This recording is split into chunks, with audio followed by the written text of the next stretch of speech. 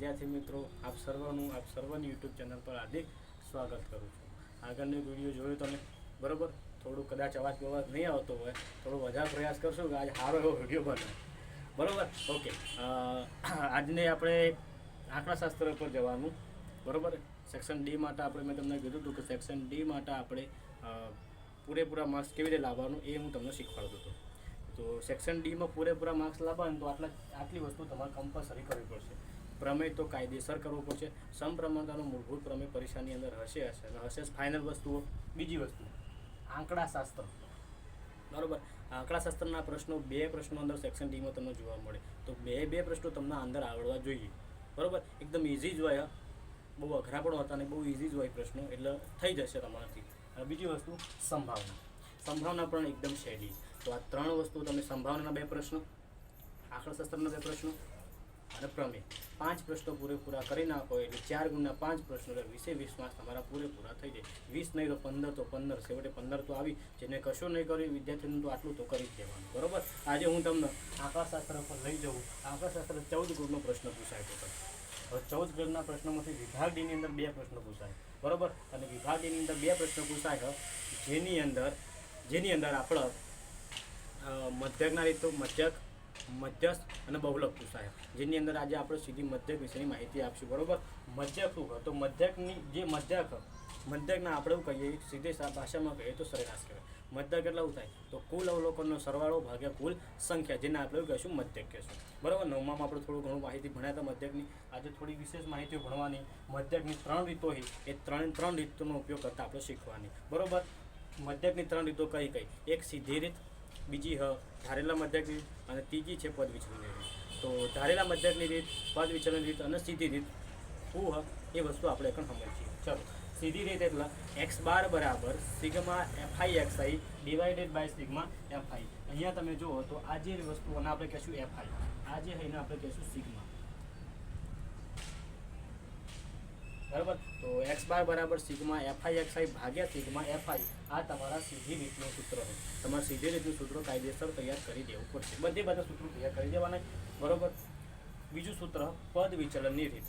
પદ વિચલન રીતનું સૂત્ર હોય x bar is equal to a plus sigma fiui ભાગ્યા sigma fi into h. Into શું આવશે એટલે h, અહીંયા h લખવાનું રહી ગયું, આવશે ઇન્ટુ આવશે h, બરાબર? Into h. આ મોસ્ટ ઇમ્પોર્ટન્ટ વસ્તુ. પદ વિચલન રીત આપણા માટે બહુ મોસ્ટ ઇમ્પોર્ટન્ટ વસ્તુ. બીજી સીધું સૂત્ર ધારેલા મધ્યકની રીત x bar is equal to a plus sigma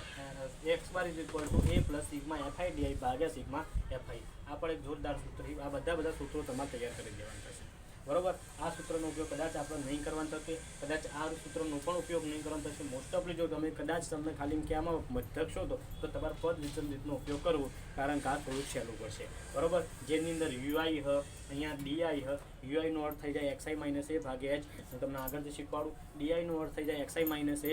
એ પણ આપણે થોડુંક આગળ જઈને શીખીએ, બરાબર? તો હવે આપણે સીધી રીતનો ઉપયોગ કરતો શીખવાડું તમને. પછી પદ વિચલન રીત અને પછી ધારેલા મધ્યકની રીત.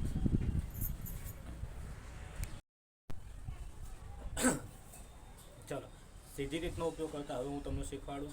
સીધી રીત એટલી બધી ઇમ્પોર્ટન્ટ નથી, પરીક્ષામાં પૂછાતી પણ નથી, પણ શીખવા બેઠા હોય તો શીખી લઈએ.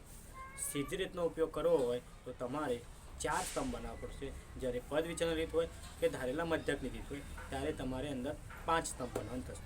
4 સ્તંભને કેવી રીતે બનાવવાના? તો પ્રથમ સ્તંભ તો આ રીતે જે આપેલો છે મેં બનાવી નાખો વર્ગ અંતરાલનું, બરાબર? 10 થી 25, 25 થી 40, 40 થી 55, 55 થી 70, 70 થી 85 ને 85 થી 100. એવી રીતે બીજો જે સ્તંભ હશે જે હશે આવૃત્તિનો. આવૃત્તિ એટલે આપણે કહીશું fi તરીકે તમારે લખી દેવાની. અને fi જે પણ આપેલી, જેમ કે 2, 3, 7, 6, 6, 6 આ રીતે આપેલી, તો આ રીતે લખી દેવાનું, બરાબર? એકવાર આટલું થયા પછી તમારે સીધી જે આ fi આપેલી એ fiનું કાયદેસરનું કરી દેવાનું થશે સરવાળો કરો તો સરવાળાનું ચિહ્ન આપણા માટે સિગ્મા, એટલે તમારે લખવાનું થશે સિગ્મા. અને કોનો સરવાળો કરો તો fiનો. તો સરવાળો fiનો આવું કહી શકાય, સિગ્મા fi.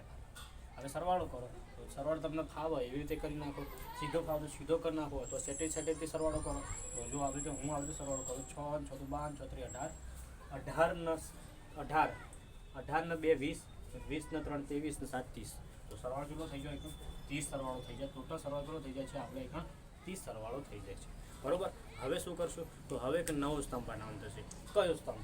હવે ત્રીજા નંબરનો સ્તંભ હંમેશા XI નો બને, મગજમાં ફિટ રાખજો. ત્રીજા નંબરનો સ્તંભ હંમેશા XI નો જ બને અને XI એટલે કહેવાય મધ્ય કિંમત. XI એટલે કહેવાય મધ્ય કિંમત. XI એટલે શું થાય કહેવાય મધ્ય કિંમત. હવે XI નો ત્રીજો સ્તંભ જે બનશે એ XI નો બનશે આપણે. અને XI આપણે કેવી રીતે લાવશું જુઓ. XI એટલે હું તમને અહીંયા લખેલું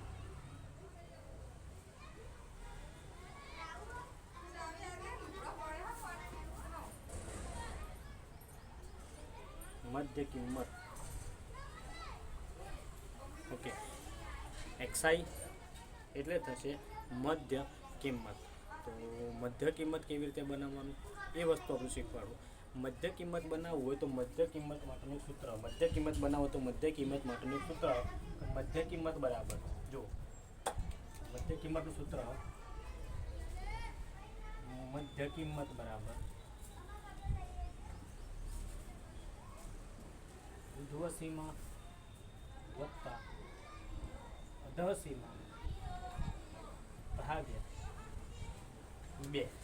ઉર્ધ્વ સીમા કોને કહેવાય, અધઃ સીમા કોને કહેવાય એ વસ્તુ હું તમને શીખવાડું. જેમ કે તમને અહીંયા જો 10 થી 25 આવી રીતે જે વર્ગ અંતરાલ આપેલો ને 10 થી 25, તો જે 10 થી 25 તો જે પ્રથમ રીને ઉર્ધ્વ સીમા કહેવાય, બીજું રીને આપણે કહેશું અધઃ સીમા કહેશું. ઓકે, યાદ રહી જાય એ વસ્તુ, ઉર્ધ્વ સીમા પ્લસ અધઃ સીમા. પરીક્ષામાં પ્રશ્ન ઘણીવાર MCQમાં પણ પૂછાય તો નીચેનામાંથી ઉર્ધ્વ સીમા કઈ છે, નીચેનામાંથી અધઃ સીમા કઈ છે, તો યાદ રાખજો ઉર્ધ્વ સીમા આગળનું, અધઃ સીમા પાછળનું. આ બંને વસ્તુ તમારે યાદ રાખી દેવાની થશે. તો આ બંનેનો સરવાળો કરી અને ભાગાકાર કરો એટલે તમને મળશે મધ્ય કિંમત. કેવી રીતે મધ્ય કિંમત લાવશું તો જુઓ, પહેલી મધ્ય કિંમત લાવવી હોય તો પ્રથમ મધ્ય કિંમત લાવવા માટે 10 અને 25નું શું કરી દેવાનું સરવાળો, અને એના ભાગે શું કરશું આપણે 2.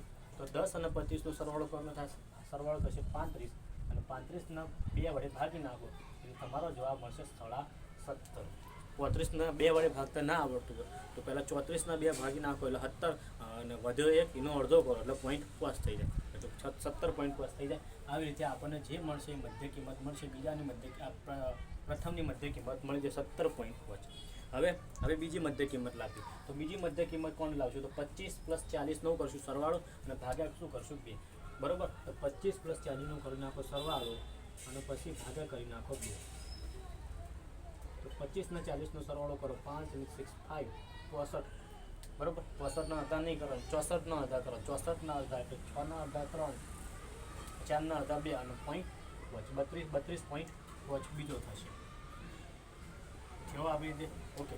પણ હવે દર વખતે આવો સરવાળા બરવાળા નહીં કરવા જવાનું. એક સીધી રીત તમને આપી દઉં કે જોઈ લેવાનું કે અહીંયા ગેપ સરખો હોય.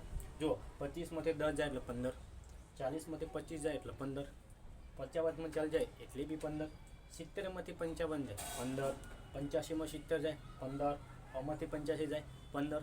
દરેક જગ્યાએ દરેક વખતે જો ગેપ સરખો હોય તો આજે મધ્ય કિંમત રહી એની અંદર જેટલો ગેપ હોય એટલો ગેપ અંદર ઉમેરતું જવાનું. તો કેવી રીતે ઉમેરશું તો જુઓ, 70 પોઈન્ટ પહેલી શોધી દેવાની, પહેલાંની શોધી દેવાની અને હવે દરેક વખતે આપણે કરશું 15 15 15 ઉમેરીશું. 15 15 કેમ ઉમેરવાના તો 15 15 ઉમેરવાનું કારણ કે અહીંયા વર્ગ અંતરાલ કેટલોનો 15 15નો હોય. તો આપણે દરેક વખતે 15 15 ઉમેરો. જો તમે આમાં 15 ઉમેરશો ને તો સીધો જવાબ આવશે 32.5. હવે ત્રીજો જવાબ લાવવો હોય તો આપણે એમાં ઉમેરશું 15.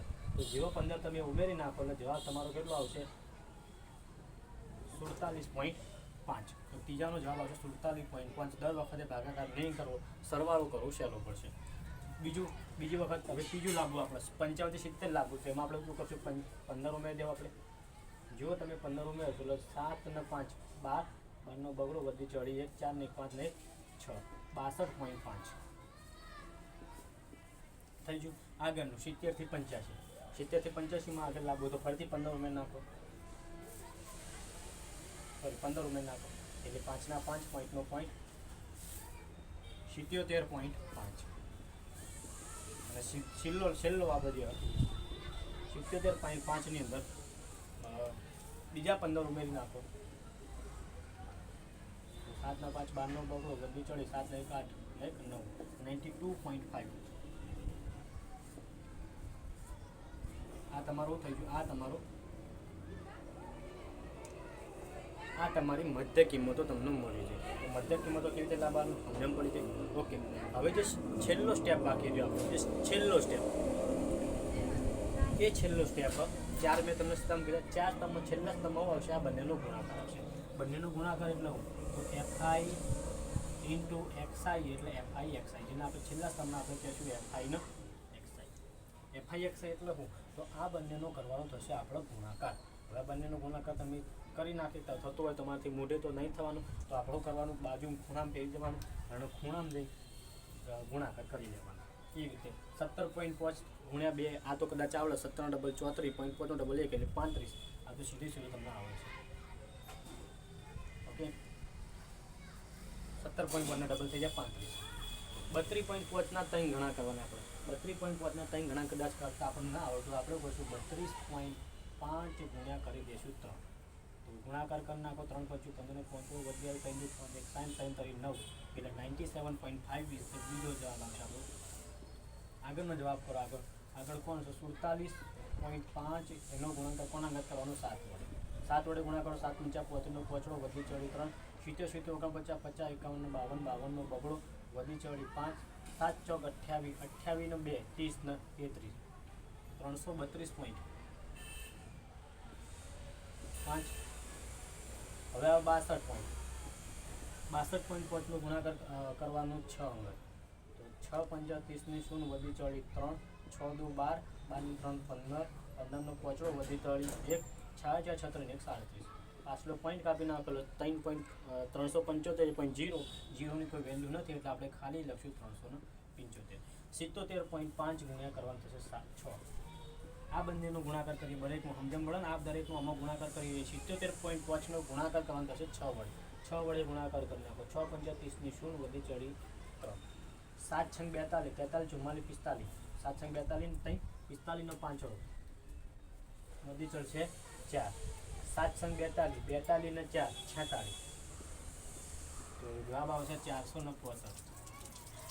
અને છેલ્લો વધે 92.5 ગુણ્યા 6 વડે. 6 × 30 ની 0 વધી ચડી 3, 6 × 2 12 13 14 15 15 નો પોચડો વધી ચડી 1, 954 54 ને 1 55. તો છેલ્લો જવાબ આવશે 555 555. છેલ્લો આપણો જવાબ આવશે 555.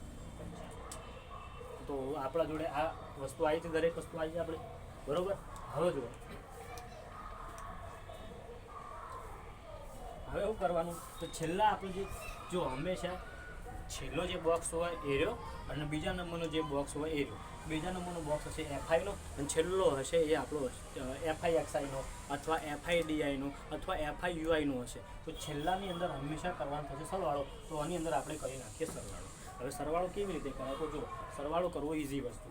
પહેલાં સરવાળો કરો તો સાદા સાદા વાકડા દરેક પકડ નાખો. જેમ કે 375 પકડી લો, 465 પકડી લો, 55.555 પકડી લો, 35 પકડી લો. હવે પોઈન્ટવાળા પકડો, 57.5 પકડો, 332.5 પકડો. ઓકે, થઈ ગયા બધા. અને હવે સરવાળો કરો. 5 × 10 ની 0 વધી ચડી 1, 5 5 10 15 20 20 ને 7 27 28 29 ને 30 ની 0 વધી ચડી 3. બરોબર. હવે સરવાળો કરો, ફરીથી સરવાળો કરો. અહીંયા બહુ સરવાળો સારો એવો સરવાળો જુઓ. 3 સીધો સરવાળો, 7 ને 3 10 10 નો 16 16 ના 5 21. બરોબર. 16 ના 5 21 21 ને 3 24 24 ને 4 24 ને 6 30 30 ને 33 33 ને 3 36 36 નો છગડો વધી ચડી 3. હવે ઉપરનો સરવાળો કરી જાય કરો. 3 ને 3 3 3 ને 3 6 ને 4 10 10 ના 5 15 15 ને 3 18. ઓકે, તો જવાબ આવશે 1860. જવાબ કેટલો આવે? 1860. એટલે કે સિગ્મા FI XI બરાબર 1860.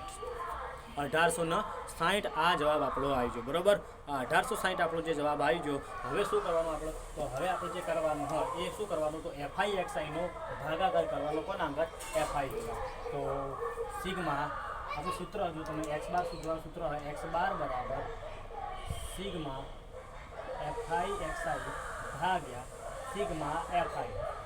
x બાર બરાબર સિગ્મા એફઆઈએક્સઆઈની કિંમત કેટલી 1860 ભાગ્યા સિગ્મા એફઆઈની કિંમત કેટલી તો સિગ્મા એફઆઈ કિંમત 30 તો એક્સ બાર બરાબર જો આ મીંડી જતી રહી હવે વધુ પણ 186 ભાગ્યા 3 હવે 186 ભાગ્યા 3 તમને કરતા કદાચ આવડતું ના તો ઘણા જતું રહે પણ ડાયરેક્ટ આવડતું તો 3 છંગ અઢાર અને 3 એકા 3 3 છંગ 18 અને 3 એકા 3 દૂનો 6 સોરી તો 3 છંગ 18 અને 3 દૂનો 6 આવી રીતે ભાગાકાર કરી નાખો એટલે એક્સ બારની કિંમત તમને મળશે 62 એટલે ના આવડતું તો તમે આ રીતે તમે ભાગાકાર પણ કરી શકો 3 છંગ 18 18 0 નો 0 ઉપરથી ઉતારો છગડો 3 દુ 6 0 તો જવાબ કેટલો આવજો તમારો 62 તો x bar is equal to 62 આ તમારો જવાબ આવશે આ દરેક આપણે જે રીતો શીખ્યા દરેક રીતની અંદર હું તમને અહીંયા 62ના જવાબ લાઈન બતાવીશ પદ વિચલન રીત હશે તો બી ભલે અને ધારેલા મધ્યક રીત હશે તો બી ભલે બરાબર ચલો ઓકે